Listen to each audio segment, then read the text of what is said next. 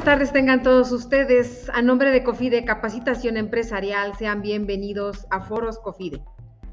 El tema que nos ocupa el día de hoy es ¿para qué certificarme en prevención de lavado de dinero y contra el financiamiento al terrorismo? Para el desarrollo de este tema contamos con la participación de la maestra María del Carmen Medina Maya. Mari Carmen, pues no, gracias, al contrario a ti, gracias por acompañarnos y bueno, por compartir esos conocimientos, esa experiencia tan amplia que tú tienes en este tema. Aquí, bueno, nada más leyendo tu currículum, pues vemos que traes una alta experiencia en este tema, ¿no? Y bueno, ¿qué te parece, Mari Carmen, que antes de que empecemos de lleno aquí con nuestra agenda, nos puedas comentar cómo vives tú este tema de la prevención del lavado de dinero ahí en el día a día con tus clientes, con las personas que asesoras? ¿Nos puedes comentar algo al respecto, por favor, Mari Carmen? Claro que sí, mi querida Alicia. Fíjate que hasta hace algunos años, muchos empresarios, muchos contadores, abogados y profesionistas en general pensaban que el lavado de dinero era un tema de instituciones financieras, porque de hecho ahí se inició todo este combate a este delito y se quedaron con la idea de que únicamente aquellas organizaciones que están lucradas dentro de lo que es el sistema financiero podían ser utilizadas para lavar dinero. Sin embargo, esta percepción ha ido en la medida en que son cada vez más los delitos que se incorporan a un delito o como actividades ilícitas que pueden dar pie al lavado de dinero. Pero hablando de lavado de dinero, ¿qué es el lavado de dinero? Bueno, el lavado de dinero es el proceso a través del cual se oculta o se pretende encubrir el origen ilícito de bienes o de recursos que provienen de algunas actividades ilícitas o ilegales, como puede ser el narcotráfico, la trata de personas, pornografía infantil. Todo lo que también se relaciona con piratería, y ya para nosotros tenemos actividades como evasión fiscal. Entonces, en ese momento, como que todo el mundo voltea y dice, ¿cómo? Evasión fiscal o un delito precedente de lavado de dinero. Y ahí es donde muchas empresas voltean a ver como algo el riesgo de que puede ser utilizado.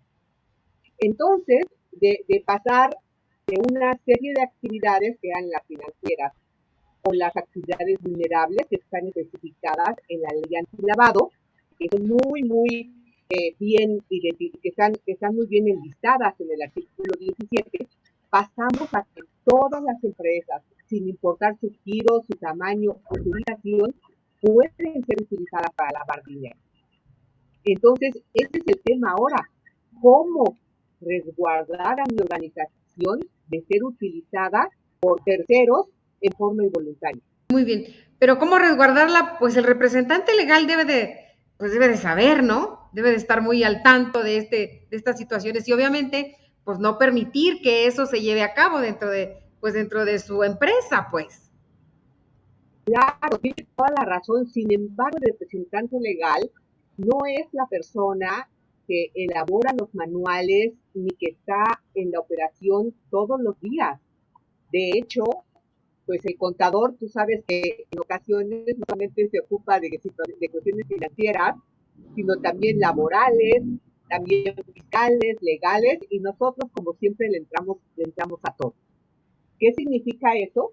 Que dentro de las múltiples facetas que nosotros debemos tener, debemos hacer una evaluación de los riesgos en que se pudiera estar incurriendo y que estos pudieran llevarnos a una operación con recursos de procedencia ilícita, que es el término técnico que utiliza la ley. Entonces tenemos dos situaciones. Nuestra empresa la debemos de resguardar, pero tal y como ocurre con las disposiciones fiscales, no es nada más de que tú digas, bueno, pues me encierro y no dejo pasar a nadie y no hago operaciones, ¿no? El contador o el fiscalista es un especialista que conoce de leyes, que conoce todas las disposiciones del impuesto sobre la renta, del IVA y demás. En el caso del lavado de dinero, tiene que ser alguien que conozca la legislación correspondiente. y es ahí donde se hace necesario que estos conocimientos estén muy bien fundamentados y qué más que con una certificación que otorga la Comisión Nacional Bancaria de Valores después de presentar un examen. Ah, o sea, te certificas para que sepas más, te capacitas, Eh, pues, Correcto, para es una ser apto, especialización.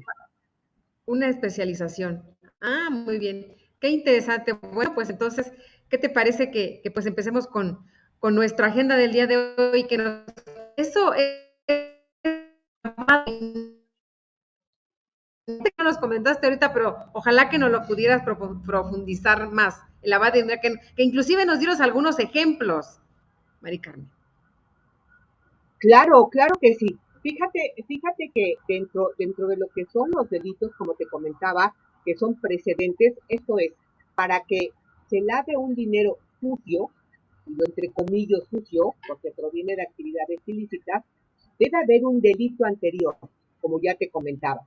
En el caso, por ejemplo, del narcotráfico, en el caso de trata de personas, ya existe un delito grave que además está tipificado en nuestro Código Penal y que va a proporcionar un beneficio económico a aquel que lo realiza.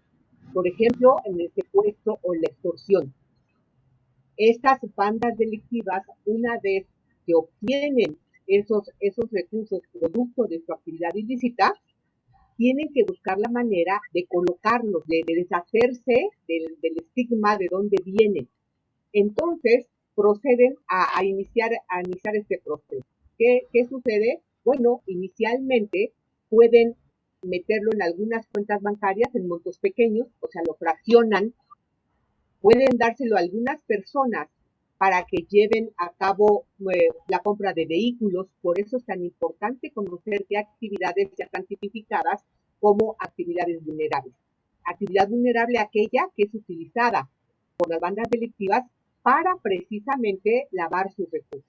Entonces, en esta base, dentro de lo que es el lavado de dinero, lo que va a buscar la persona que tiene estos recursos, que obtiene estos recursos, es empezar a ocultar ese origen. Entonces, a través de diferentes operaciones, como te comentaba, depósitos en varias cuentas bancarias, depósitos pequeños, compra de autos, quizás compra de relojes, de alguna obra de arte, se empieza a perder el rastro de ese dinero. ¿Qué sucede después? Bueno, esos artículos que adquieren en primera instancia van a volver a venderlos.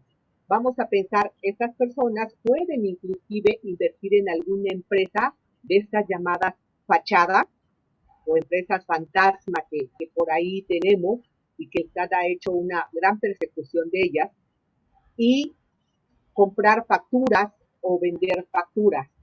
De esta manera es como van colocando los recursos y van estructurando una cadena de transacciones que les permite cada vez hacer más lejano el origen de este dinero. ¿Qué sucede finalmente con estos recursos? Que esos recursos a través de pagos que se hacen por servicios profesionales, a través de estas compañías fachada o de operaciones simuladas, regresan a las manos del que es su propietario real. O se incorporan a la economía formal. Y pensemos que pongo un ejemplo muy rápido y muy práctico. Compran, dentro de estructuración de operaciones, compran un inmueble.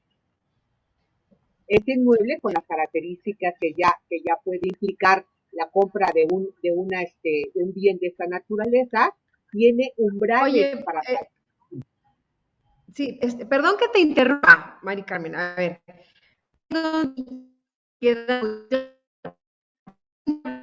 o sea, llevan su bolsa de dinero y aquí traigo 1,000,000 de pesos y voy a formalizar la compra del inmueble. ¿El notario va a aceptar esa operación? Fíjate que te tengo dos noticias, una buena y una mala. Algunos notarios sí lo aceptan. Y esa es parte precisamente de los problemas que existen ahora para que pueda haber un adecuado seguimiento de estas operaciones. O no las reportan.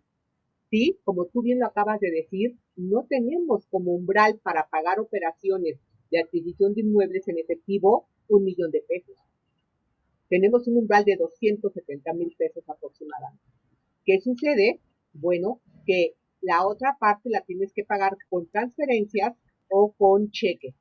En ese sentido, es que en algunos lugares, sobre todo en el interior de la República, las operaciones no se formalizan ante un notario público, se hacen entre personas. Ups. Entonces, ahí tenemos otro problema, que no hay un control acerca de esto. Y así es como se viene dando esta necesidad de que las empresas estén muy conscientes de que en cualquier operación que pueden llevar a cabo deben cumplir con cada una de las normas a que están sujetos.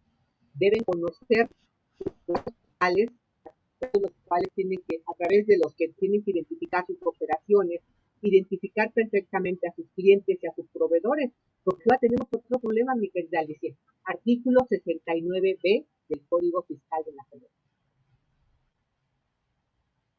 Entonces, en esas empresas que aparecen en ese listado, también nos pueden traer problemas de lavado de dinero. No, pues fíjate que eso sí está, pues sí, eso sí está terrible, cómo las operaciones de bienes inmuebles no están formalizadas con un notario, pues. O sea, que es entre particulares, pero eso al final del día, pues va a tener una repercusión legal, ¿no? Es correcto, es correcto. Y ahí precisamente es donde radica el gran problema que tienen muchas personas físicas que pueden haber incurrido en ese tipo de operaciones, que no están formalizadas, que nada más es un contrato privado de compraventa lo que se utiliza, en el sentido de que se pueden quedar sin inmueble y sin dinero. Porque Claro. ¿cómo reclamas? ¿Cómo estableces que ese inmueble ya pasó a ser de tu propiedad? Entonces, cumplir con las formalidades que nos implica la adquisición de plantas industriales, de todo lo que puede ser edificios corporativos, de oficinas y demás, es uno de los grandes retos que deben enfrentar y que nosotros debemos tener en la mira cuando pensamos en que el riesgo de lavado de dinero pudiese estarse cristalizando. Claro, claro, y bueno, pues también seguramente habrá otras actividades vulnerables, ¿no? Tú comentabas la compra de coches, ¿sí? Esa es una actividad, entiendo, vulnerable, porque si llego yo a una agencia y quiero comprar un Mercedes-Benz o un BMW, pues esos coches son caros, ¿no? Y yo, si llego con mis 500,000 pesos, así como con mi bolsita de plástico, aquí están 500,000, 800,000 pesos que andan costando esos coches, ¿a poco la agencia me lo va a vender? ¿Me va a aceptar el efectivo? Estamos hablando de un umbral. La agencia te puede aceptar hasta X cantidad de dinero en efectivo. El resto lo tienes que pagar a través de otros medios. Pero también se da el caso de que puedes dejar tu coche viejito a cuenta. Sí, pero pues ¿cuánto va Entonces, a costar mi coche viejito?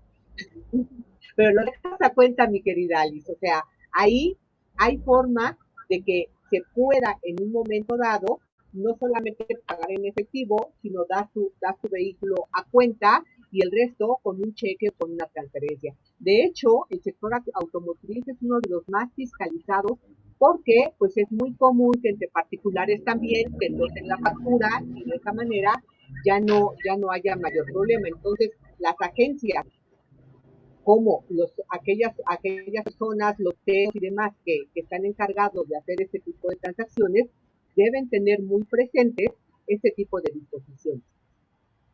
Muy bien. Oye, bueno, pues mira, antes de que continuemos, déjame comentarle aquí a nuestra audiencia que este foro es de ustedes. Por favor, siéntanse con toda la confianza de hacer las preguntas necesarias del tema que estamos comentando, que seguramente Mari Carmen nos apoyará con sus respuestas. Y pues ya tenemos aquí algunas preguntas. Mari Carmen, ¿te las puedo leer? Claro que sí, con gusto. Nos comenta Marcelo, si yo compro un terreno de 2 millones de pesos y pago de mi cuenta 1,200,000 y los 800,000 restantes los paga otra persona de su cuenta bancaria, ¿estamos ante lavado de dinero? Mira, mi querido, no sé, Marcelo, creo que se llama la persona, Marcelo, ¿verdad? sí. Que hace la pregunta. Marcelo, fíjate que en ese sentido tendríamos que ver si la otra persona es tu esposa, tu primo, tu tío, tu hermana, alguien que esté relacionado contigo y que no sea un tercero que no tiene nada que ver, porque al final de cuentas te podría estar utilizando y después él quedarse con el terreno, te paga 1,200,000 y él se queda con el terreno. Así de preocupante puede presentarse la situación. Por eso Muy el bien. notario hace mucho énfasis en cómo se pagan los inmuebles, en este caso el terreno, y también quiénes son los que participan y las cuentas bancarias de donde salen los recursos. Muy bien. Nos comenta Miguel Jiménez, ¿en qué tipo de empresa se requiere una persona que está certificada para la prevención del lavado de dinero? Bueno, inicialmente, como lo mencioné en un principio, todo lo que tiene que ver con las instituciones financieras. Estamos hablando bancos, almacenes generales de depósito, sociedades financieras comunitarias, SOCAPs, sociedades cooperativas, todo lo que tiene que ver con centros cambiarios, SOCOMES, transmisores de dinero en el sistema financiero y sujetos obligados. Por parte de lo que son las actividades vulnerables y que están enlistadas en el artículo 17 de la famosa ley antilavado, estamos hablando de todas aquellas personas, con todo y que la reforma a esa ley todavía no se hace efectiva, o sea, no ha sido aprobada por el Congreso, la Unidad de Inteligencia Financiera ya está en su segunda convocatoria para la certificación de quienes lleven a cabo este tipo de obligaciones, el cumplimiento de ese tipo de obligaciones. Estamos hablando aquellas personas físicas y morales que tengan por actividad la compraventa de autos, compraventa de joyería y metales preciosos, compraventa de inmuebles, arrendamiento, préstamos que no tengan que ver con el sistema financiero, activos virtuales, entre otros. Muy bien. Pero entonces, ¿nos podrías comentar, pues entonces, qué es el financiamiento al terrorismo? Fíjate que es otro de los grandes problemas que se enfrenta ahora sí los países a nivel global. Eh, en el lavado de dinero, como te comentaba, lo que se intenta observar es el origen de los recursos que tienen una actividad. En el caso del financiamiento del terrorismo, como su nombre lo indica, es recaudar fondos para financiar actividades terroristas, grupos terroristas o personas terroristas, ya sea nacionales o extranjeras. En ese sentido, es que el destino es el incierto de esos recursos.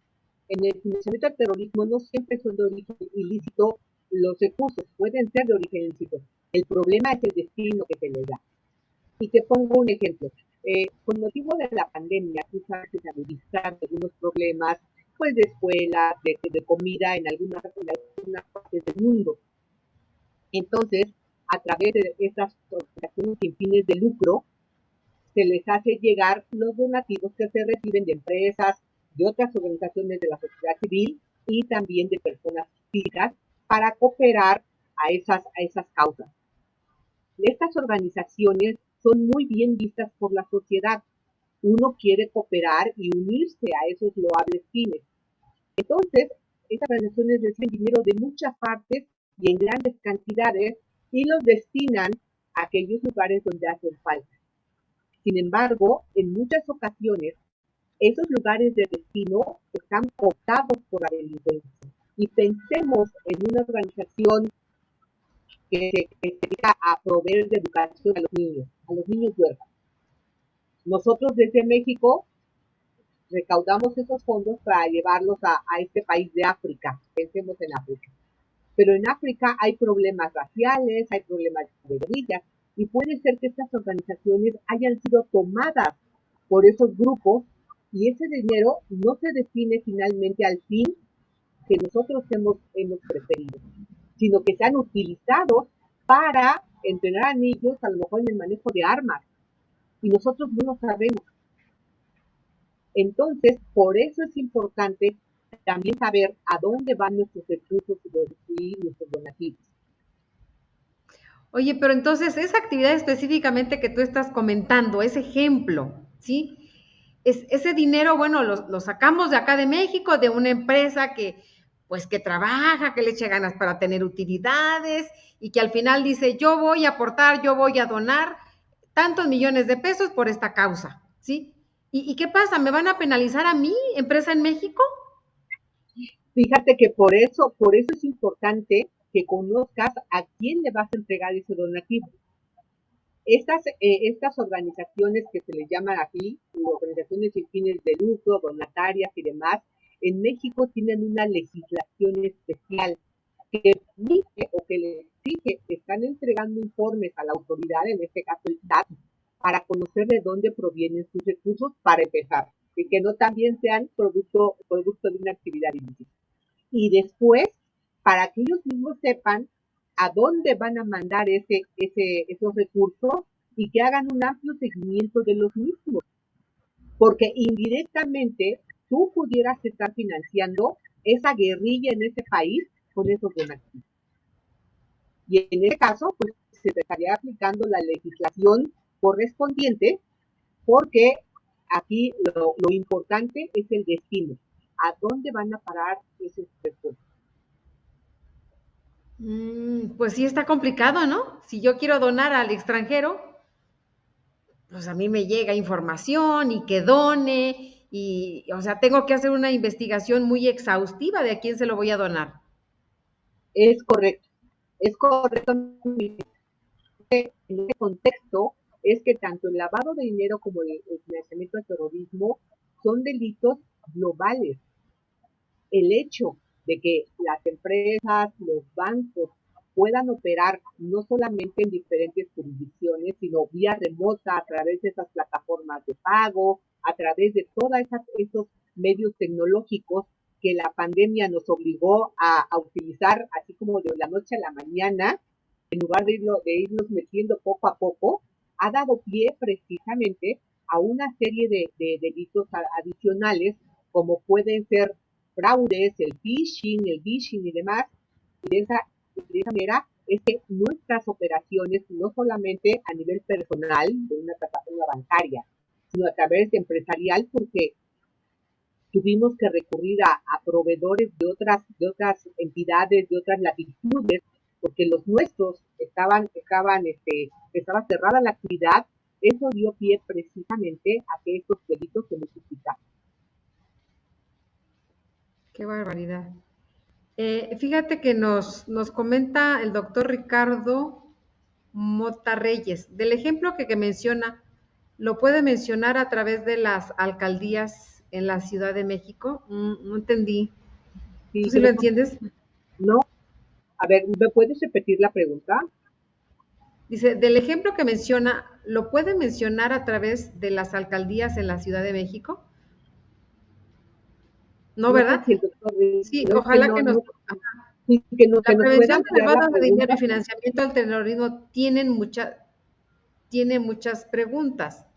A ver si nos puede aclarar un poquito más la pregunta el doctor Ricardo Mota Reyes, que tiene que ver con las alcaldías de la Ciudad de México. Bueno, mientras JG nos pregunta, ¿tienes algún departamento donde pueda uno platicar sobre algunas operaciones sospechosas? Claro que sí, con mucho gusto los orientamos. No sé si al final, Alice, podamos dar algún correo electrónico o algún medio de contacto.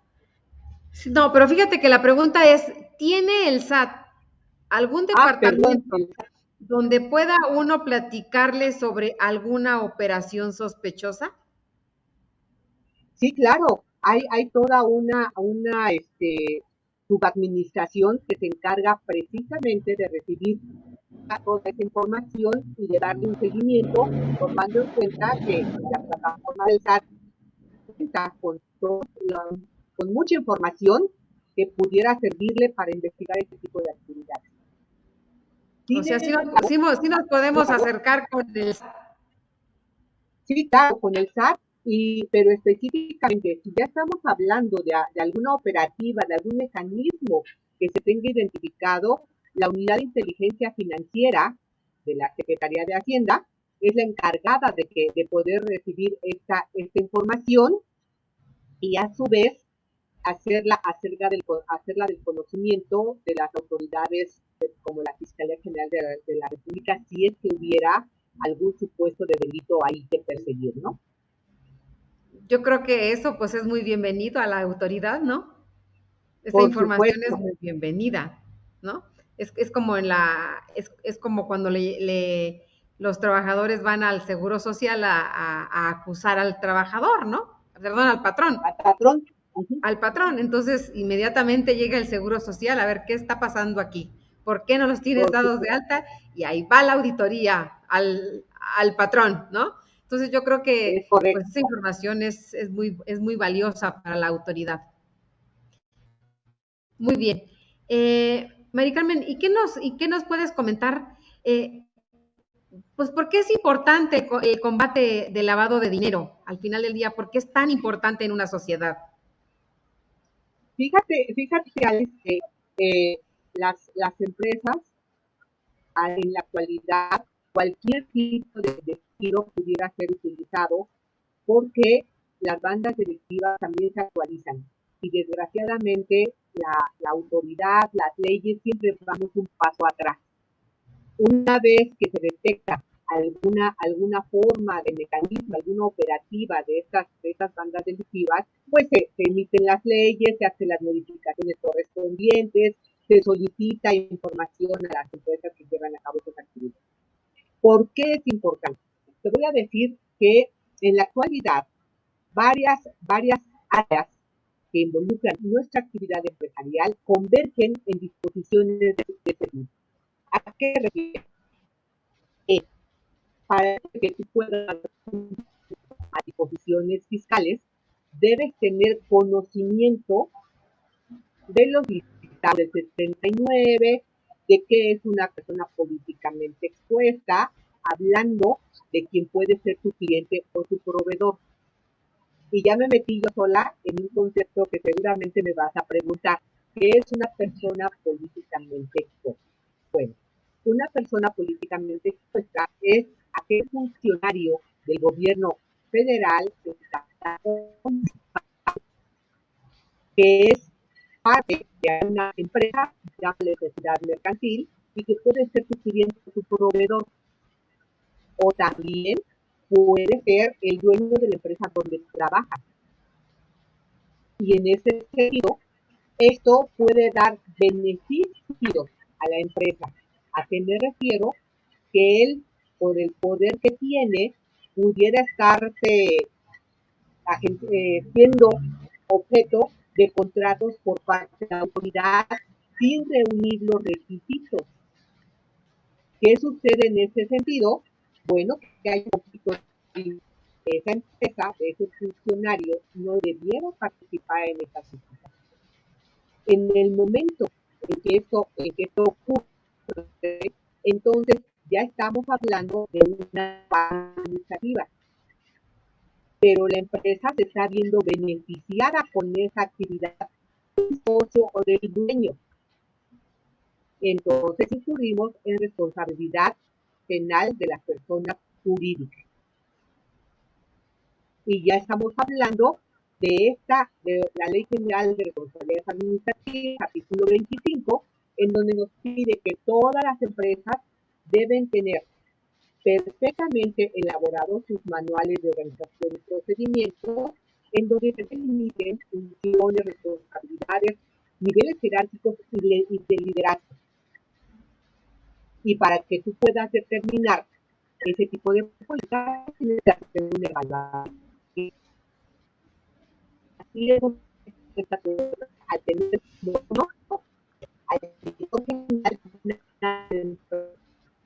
o como beneficiario controlador al funcionario de esta índole que no aparezca en la posición funcionaria, pero sí sea el que determine la línea del negocio.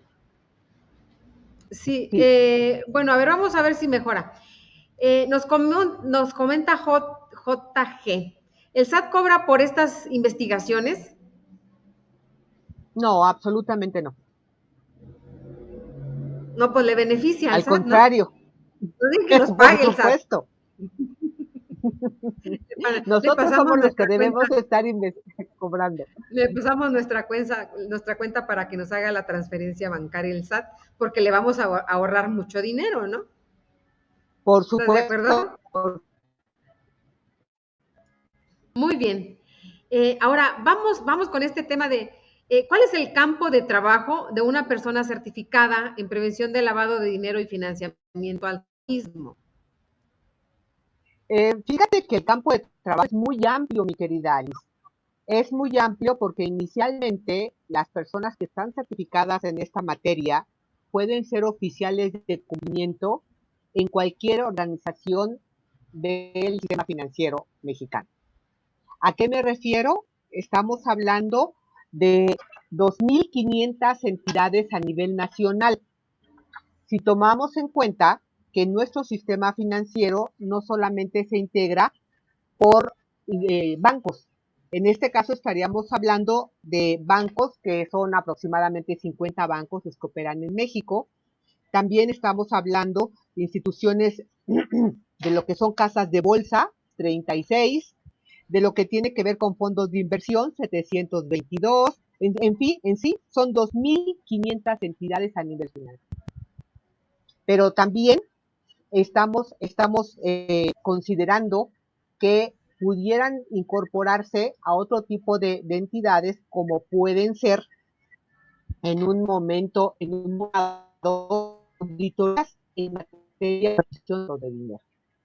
Como asesores y consultores, los contadores podemos abarcar esa área que quién mejor que nosotros, con gran conocimiento de auditoría, pudimos desarrollar en forma brillante desde nuestros despachos. Estamos hablando del puesto específicamente que se llama oficial de cumplimiento. Es correcto, oficial de cumplimiento en las instituciones financieras, pero también puede ser asesor, también puede ser auditor en esta materia y hasta la fecha, después de 6 años que se ha llevado a cabo esta certificación a nivel nacional, somos 3.500 nada más las personas que estamos certificadas en esta materia. Muy bien. Y fíjate que tiene que ver con una pregunta que nos hace Rocío. ¿Dónde se certifican o a qué se refiere con la certificación? Si nos puedes dar pues más amplitud de este tema de las certificaciones, ¿no? Claro que sí.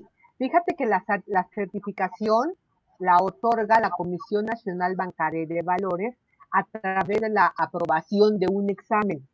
Este examen se aplica 2 veces al año, en el mes de julio por lo general y en el mes de octubre. La convocatoria la emite la Comisión Nacional Bancaria de Valores.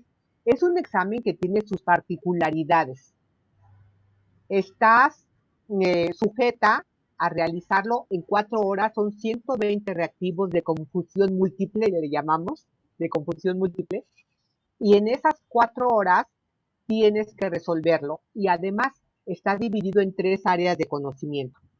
Debes aprobar las 3 áreas de conocimiento. No se vale 10, 10 y 5. O sea, tiene que haber tiene que haber calificación aprobatoria en esas 3 áreas.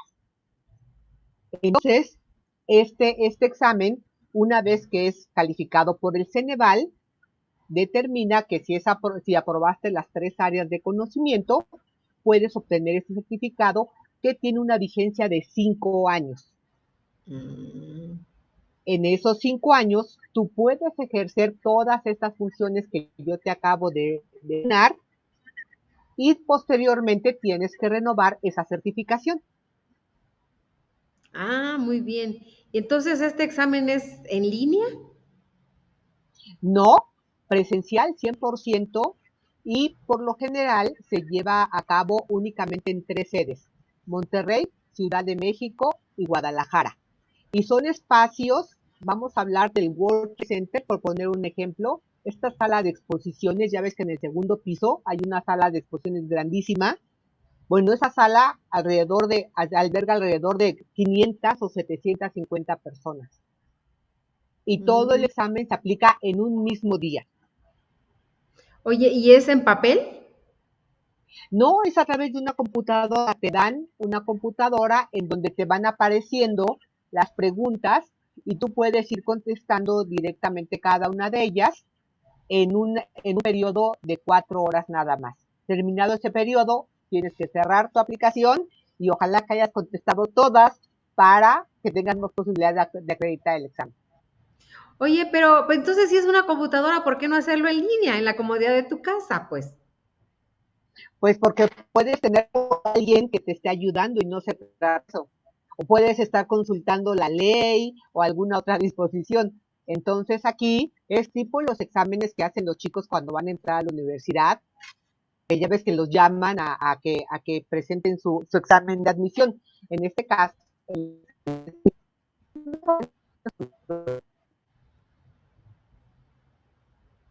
y de esa Ah, manera, muy bien. pues es que las personas interesadas no tienen que ser contadores ni abogados.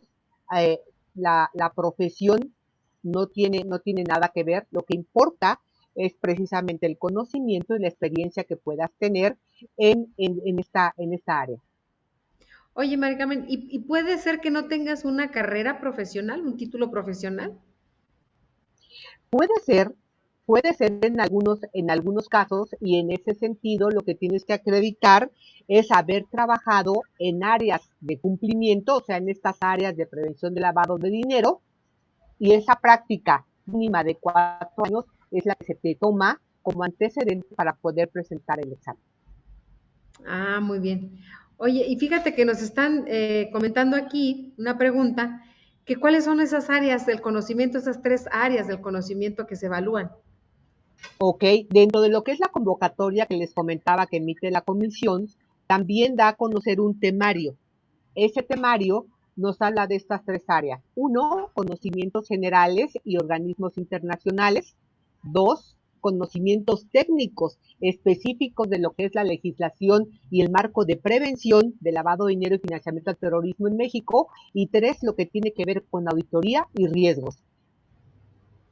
Mm, muy bien. Entonces, las 3 áreas del conocimiento las tienes que pasar. No es que repruebes una y en las otras 2 tuviste un 10, ¿sí? Tienen un mínimo seguramente cada área. Sí, por supuesto. Y fíjate que ese mínimo se establece, tal y como te lo comenté, con base en quien haya presentado el mayor número de aciertos. O sea, podríamos decir como calificación probatoria, podría ser 8, pero nos quedaríamos como que muy apartados de la realidad. Puede ser que en algún examen, en alguna versión del examen, en una de esas aplicaciones, haya quien tenga los 120 aciertos, pues ya puso la vara muy alta para el resto, ¿estás de acuerdo? Así como puede haber que en alguna otra ocasión hay 115 y en ese caso, bueno, hay más posibilidades de que la calificación aprobatoria el rango de aprobación se vaya haciendo más abajo. Oye, pues hay que ponernos de acuerdo todos. Oigan, no contesten también, por favor, a ver, identifíquense quiénes son los buenazos, ¿no? Y les hacemos manita de puerco para que no contesten también, porque eso nos va a ayudar y Sí, les va a ayudar a todos aquellos que no se prepararon tan bien. Así sería, así los podríamos entender. no, de ninguna manera, porque fíjate que los sustentantes no son seleccionados. Pueden ser, no sé, que te toca aquí en la Ciudad de México con alguien que viene de Guerrero, de Oaxaca, de Quintana Roo, que nunca hayas visto y que a lo mejor jamás vas a volver a ver en tu vida. Entonces, no hay forma, es una convocatoria abierta de que estás dando unas buenas ideas ahí. ¿Verdad? Bueno, pues hacemos un grupo, nos ponemos a la entrada ahí del evento y a veces hacemos el grupo, a ver, tu correo electrónico, ya, imagínate, ¿no? No, bueno, pues estamos dando ideas muy feas, ¿no? Muy bien. Oye, y nos pregunta Ceci, ¿qué precio tiene ese examen? Fíjate que ese precio se establece cada año en la Ley Federal de Derechos y en este caso, en este año son 13,000, casi 14,000 pesos. Oh, no está nada baratito, ¿eh? No, por supuesto que no es nada barato y sobre todo la exigencia no es nada más económica, sino como ya lo comentábamos, de un amplio conocimiento.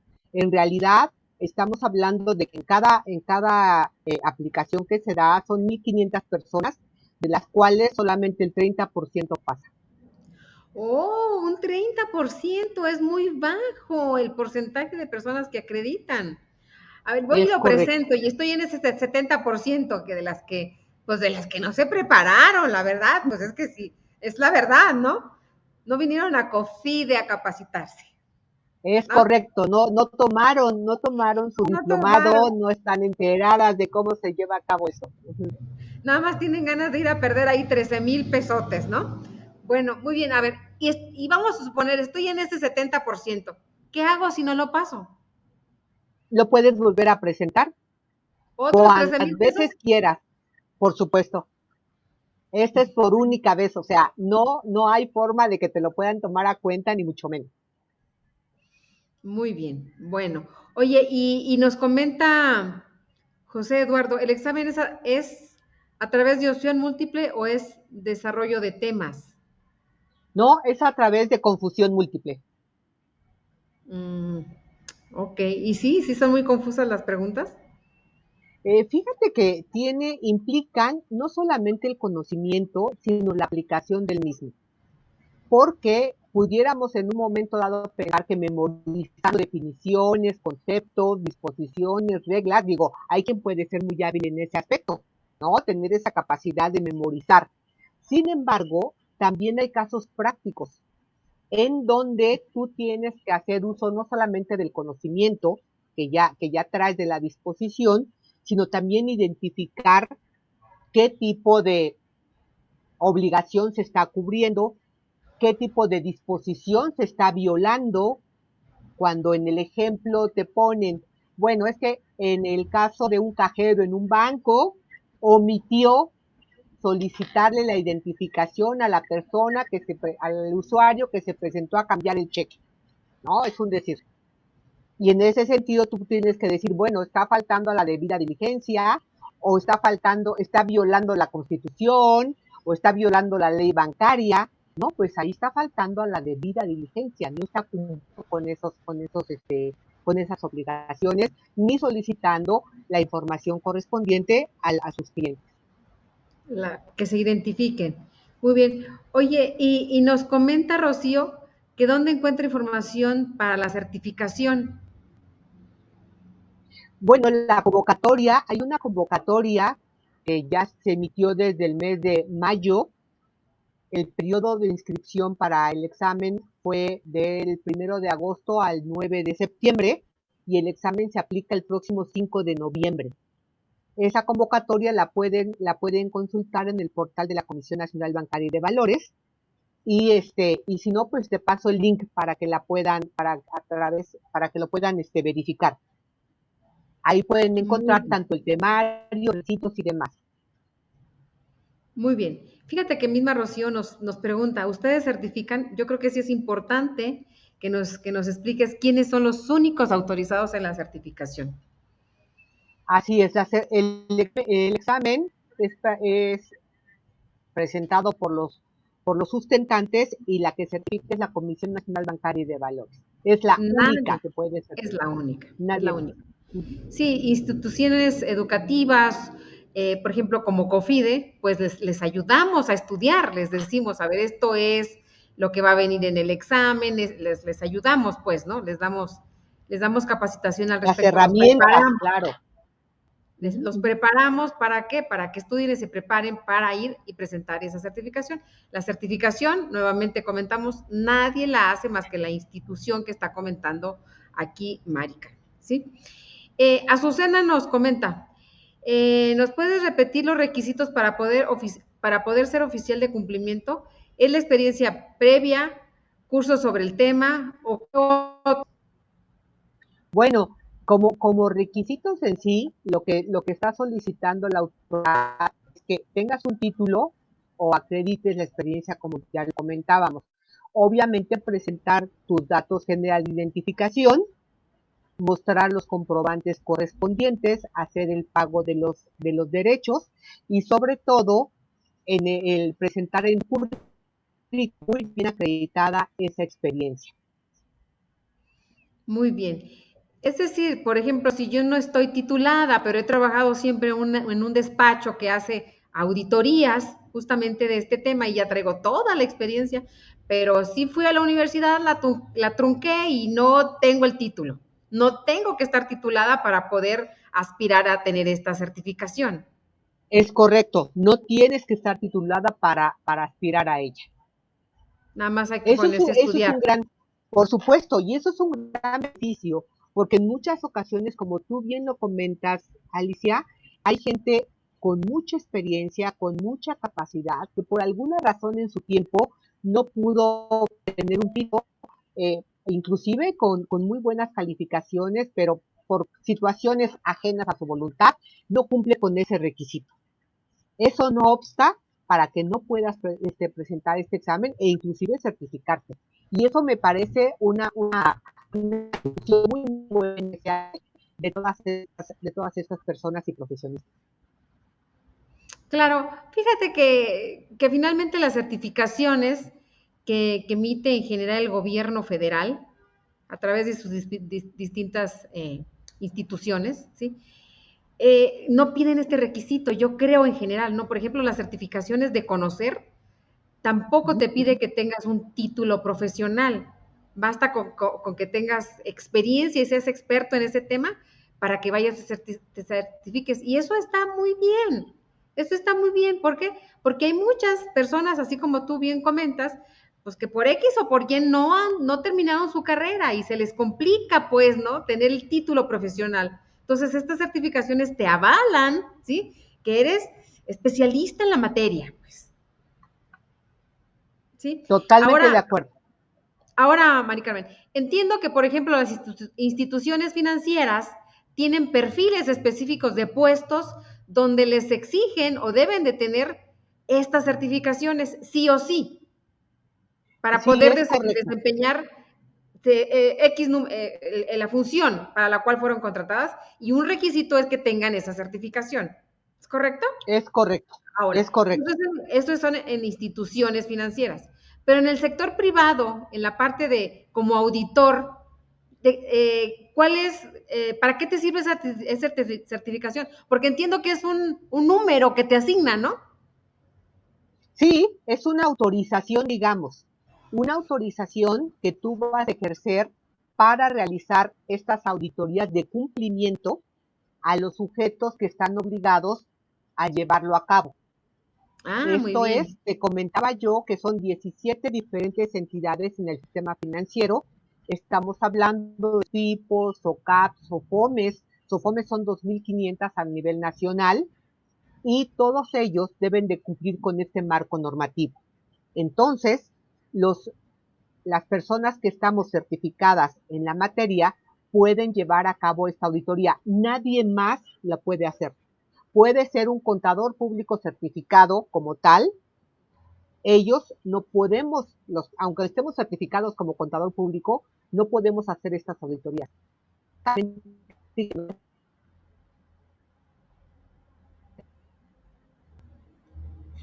Creo que ya le falló el internet. Ya no te escuchamos esto último, Mari Carmen.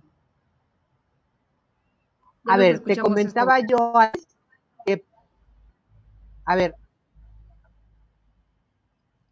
Sí, ¿ahora me escuchas mejor? sí, te escuchamos, sí. Te comentaba yo que estas auditorías que son obligación de los oficiales de cumplimiento que las presenten, únicamente las pueden llevar a cabo las personas que están certificadas en la materia. Ningún certificado debe realizarlas. Ah, mira, qué interesante este tema, porque esas empresas tienen la obligación de ser auditados en este tema de prevención del lavado de dinero, ¿sí? Es independiente del dictamen de sus estados financieros, vamos, ¿no? Si es que tienen la obligación. Esta es otra obligación que tienen estas entidades financieras que tienen que cumplir ante la autoridad. ¿Para qué? Para decir, ok, estoy bien, no tengo no tengo actividades o no tengo operaciones de procedencia ilícita porque ya un auditor externo vino a ratificarlo. Y ese auditor externo justamente son los oficiales de cumplimiento. No, el No. oficial de cumplimiento es el que lleva a cabo al interior de tu empresa estas obligaciones. Y el auditor externo certificado es el que te va a decir que también diste cumplimiento a esas obligaciones. Muy bien. Entonces, esa certificación, ¿qué ampara? Esa certificación ¿Qué avala? ampara el que tienes el conocimiento suficiente para poder llevar a cabo una revisión de esta naturaleza a todos los sujetos obligados a este régimen de prevención. También conocimiento para poder dar asesoría en la materia a quien te lo solicite, no solamente sobre sistema financiero, sino también sobre operaciones, actividades vulnerables. Muy bien, muy bien. Nos comenta JG, que no sabemos cómo se llama porque se pone JG. ¿Cómo se puede accesar a los oficiales de cumplimiento?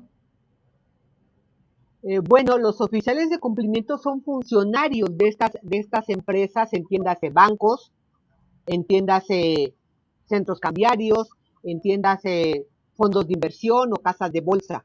Ellos trabajan para estas instituciones. O sea, al final de cuentas, a quien pudieras contactar es a un auditor externo certificado. Los oficiales de cumplimiento trabajan para una organización. ¿Es la pregunta? Claro que sí. ¿Alguna recomendación que nos podrás hacer del tema que vimos el día de hoy, Mari? Claro que sí, con mucho gusto. Fíjate que yo me congratulo de verdad que cada vez seamos más los profesionales interesados en esta materia, porque representa un gran reto al interior de nuestras empresas, al interior inclusive de nuestros despachos y sobre todo en estos rangos de cumplimiento, de compliance que se están solicitando ahora a las organizaciones. Entonces, la capacitación o el desarrollo de nuevas habilidades debe de ir acompañado o total y absolutamente debe ir acompañada de obtener estos documentos que nos permiten que la gente sepa que estamos acreditados para llevar a cabo nuestra actividad profesional de asesoría. Eso es para efectos de la actividad de contadores que nosotros tenemos, ¿no? Y en el caso de otro tipo de profesiones, definitivamente constituye una excelente herramienta para los servicios profesionales que prestan. Claro que sí. Y bueno, pues aquí reiterando, pues que la capacitación siempre será uno de los motores que empuje a que seamos mejores profesionistas, ¿no? A que aspiremos a tener una mejor vida. O sea, porque tener una certificación como estas, pues seguramente tendrás que cobrar más honorarios, ¿no? Y bueno, justamente pues a través de la capacitación es como mejoramos tener pues esas mejores ingresos, pues, ¿no? Muy bien. Claro, y pues, sobre todo prestar mucho mejor servicio a nuestros clientes. Claro, por supuesto. Bueno, pues muy bien, pues les agradecemos, por supuesto, a toda nuestra audiencia, por supuesto, Mari Carmen, muchas gracias por esos conocimientos que nos impartiste el día de hoy. Les reiteramos todos los martes de 5 a 6 foros COFIDE. Aquí los esperamos el próximo martes. Muchísimas gracias a todos, que tengan buena tarde.